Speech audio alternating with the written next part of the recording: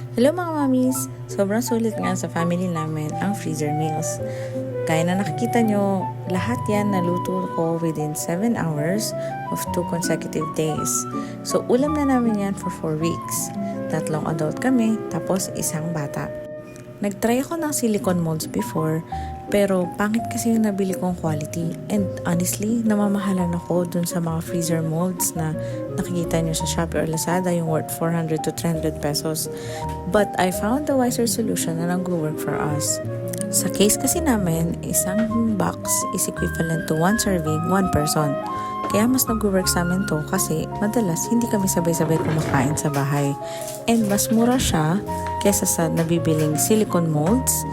And also, mas mura din siya kahit sa anong klaseng silicone. Hindi ko ini-encourage na ganito rin ang gawin nyo. However, ito kasi yung nag-work sa amin. Ang mga food namin hindi tumatagal within that kind of week. So, hindi ko na siya kinakailangang i-vacuum seal pa or i-unmold mula doon sa kanyang kinakalagyan.